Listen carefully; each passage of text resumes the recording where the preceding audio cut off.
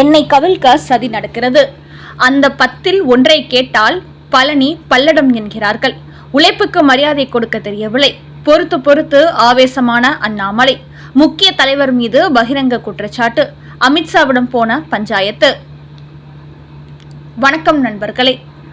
தமிழக பாஜகவின் முன்னாள் தலைவர் அண்ணாமலை தான் அரசியல் களத்துக்குள் வந்து சில தேர்தல்களில் போட்டியிட்டார். என்றாலும் எதிர்பார்த்தபடி அவருக்கு வெற்றி கிடைக்கவில்லை. அதே சமயம் கணிசமான ஓட்டுகளை பெற்றார். இந்த நிலையில் மீண்டும் 2026 சட்டமன்ற தேர்தலில் போட்டியிட்டு வெற்றி பெற்று காட்டுங்கள், சட்டசபைக்குள் சென்று தமிழ்நாட்டு மக்களுக்காக ஓங்கி குரல் கொடுங்கள் என்று அண்ணாமலைக்கு அவரது ஆதரவாளர்கள் கோரிக்கை வைத்து வருகிறார்கள். இதன் காரணமாகவே வரப்போகிற சட்டமன்ற தேர்தலில் போட்டியிட்டு வெற்றி பெற்று சட்டசபைக்குள் சென்றுவிட வேண்டும் என்று அண்ணாமலை உறுதியாகிவிட்டார். ஆனால் பாஜக மற்றும் அதிமுகவில் அண்ணாமலைக்கு எதிராக இருக்கும் சில புள்ளிகள் அவருக்கு எதிராக திட்டமிட்டு சதிவேலை செய்து கொண்டிருக்கிறார்கள். அதாவது பாஜகவுக்கு வெற்றி கிடைக்கக்கூடிய தொகுதிகள் அண்ணாமலைக்கு கொடுத்தால் தேர்தலில் வெற்றி பெற்று எம்எல்ஏ ஆகிவிடுவார். சாதாரணமாகவே அதிரடியாக செயல்படக்கூடியவரான அண்ணாமலை சட்டசபைக்குள் என்ட்ரி கொடுத்துவிட்டால் ஒட்டுமொத்த தமிழ்நாட்டையே அலற விடுவார். அதோடு தமிழக பாஜகவில் அண்ணாமலை முக்கிய புள்ளியாக மீண்டும் உருவெடுத்து விடுவார். சட்டசபையில் அவர் பேசும் விஷயங்களே ஊடகங்களில் முக்கியத்துவம் பெறும் என்று தமிழக பாஜகவின் மாநில தலைவராக இருக்கும் நயினார் நாகேந்திரன், அதிமுகவின் எடப்பாடி பழனிசாமி உள்ளிட்ட பலரும் கருதுகிறார்கள்.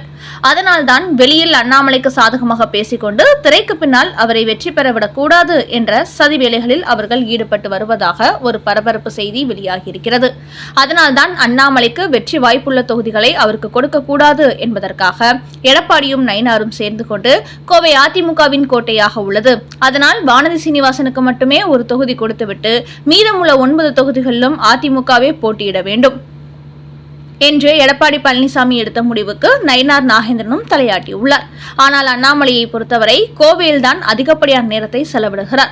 அங்குள்ள மக்களுக்காகத்தான் அவர் தொடர்ந்து போராட்டங்களை முன்னெடுத்து வருகிறார். இதனால் கோவையில் அண்ணாமலைக்கென்று தனிப்பட்ட முறையில் ஒரு செல்வாக்கு உருவாகி இருக்கிறது. அதனால்தான் கடந்த மக்களவைத் தேர்தலில் கோவை எம்பி தொகுதியில் அண்ணாமலை போட்டியிட்ட போது திமுக முதலிடம் பிடிக்க 2வது இடத்தை அண்ணாமலை பிடித்தார். கொங்கு மண்டலம் என்பது கோட்டை என்று சொல்லும் அதிமுக 3வது இடத்தை தான் பிடித்தது. அதனால் அங்கு அண்ணாமலை போட்டியிட்டால் கண்டிப்பாக அவருக்கு வெற்றி வாய்ப்பு கிடைக்கும் என்பது அனைவருக்குமே தெரியும்.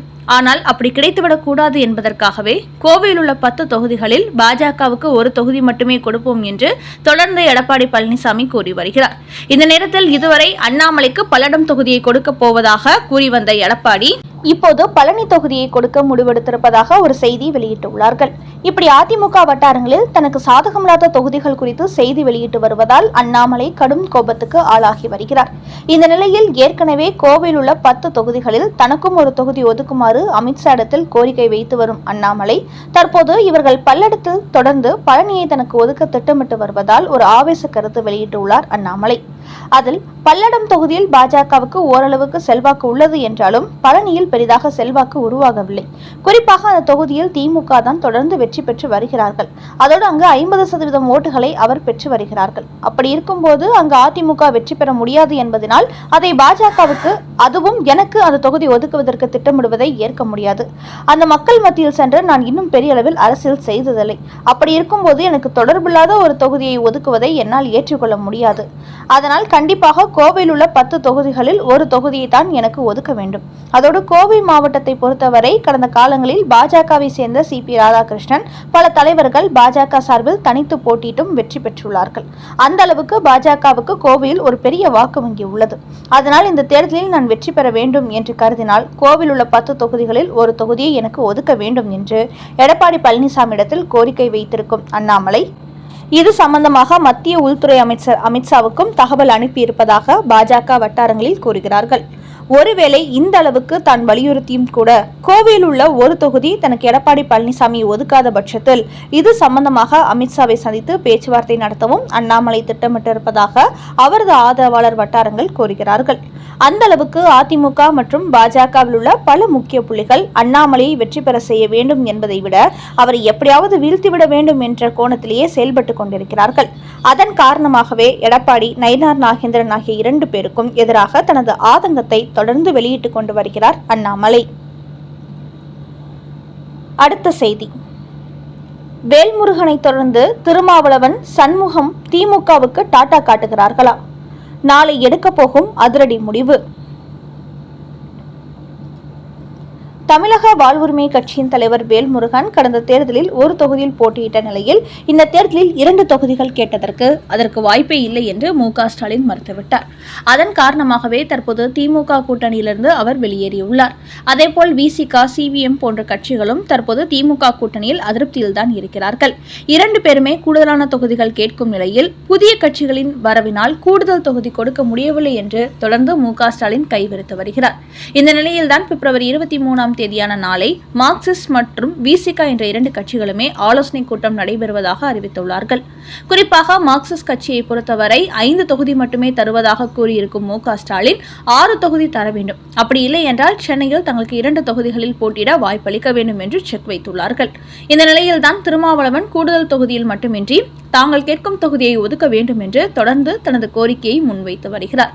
அதற்கு திமுக உடன்படாத நிலையில் அவரும் நாளை மார்க்சிஸ்ட் கட்சியைப் போலவே விசிக நிர்வாகிகளுடன் ஆலோசனை கூட்டம் நடத்தப் போவதாக அறிவித்திருக்கிறார். இதன் காரணமாக நாளை இந்த கட்சிகள் எப்படிப்பட்ட முடிவு எடுக்கப் போகிறார்களோ என்று திமுக தரப்பு அதிர்ச்சி மனநிலையில் உள்ளது. குறிப்பாக இப்படி திமுக கூட்டணியில் உள்ள கட்சிகள் அடுத்தடுத்து போர்க்குடி பிடிப்பதின் முக்கிய காரணம் காங்கிரஸ் கட்சிக்கு கடந்த தேர்தலை விட கூடுதல் தொகுதி கொடுத்திருப்பதோடு தேமுதிகவுக்கு 10 தொகுதி கொடுத்து தங்களை திமுக திட்டமிட்டு புறக்கணிக்கிறது என்று அவர்கள் கருதுகிறார்கள். அதனால் நாளை இந்த 2 கட்சிகளும் மு.க. ஸ்டாலின் டீலுக்கு ஓகே சொல்வார்களா, இல்லை தமிழக வாழ்வுரிமை கழக வேல்முருகனை போன்று டாடா காட்டுவார்களா என்பதை வெயிட் பண்ணி பார்ப்போம். அடுத்த செய்தி. 2 ஆண்டுகளாகியும் பாஜக ஒரு பதவியும் தரவில்லை. அதிருப்தியை வெளிப்படுத்திய சரத்குமார். நடிகர் சரத்குமார் தனது சமத்துவ மக்கள் கட்சியில் கடந்த 2024ஆம் ஆண்டு மக்களவைத் தேர்தலின் போது பாஜகவில் இணைத்துக் கொண்டார். அதன் பிறகு சரத்குமார் அவருக்கு பாஜகவில் பொறுப்பு வழங்கப்படும் என்று எதிர்பார்க்கப்பட்டது.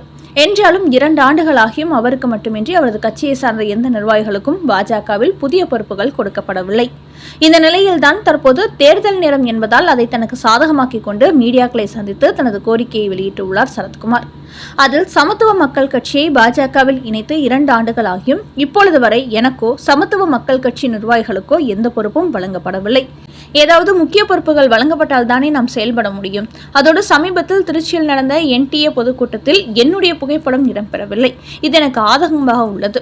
அதோடு நான் இந்த தேர்தலில் போட்டியிட மாட்டேன், என்னுடைய ஆதரவாளர்களுக்கு வாய்ப்பு கொடுக்க முடிவு செய்திருக்கிறேன் என்று கூறியுள்ளார் சரத்குமார். மேலும் பாஜகவில் தனக்கு எந்த முக்கியத்துவமும் தராமல் தனது ஆதரவாளர்களுக்கும் தேர்தலில் போட்டியிட வாய்ப்பு அளிக்காமல் தவிர்த்தால் அடுத்து வரும் தேர்தல்களில் வேறு கூட்டணியில் இணைந்து தேர்தலை சந்திக்க திட்டமிட்டு வருவதாகவும் கூறப்படுகிறது.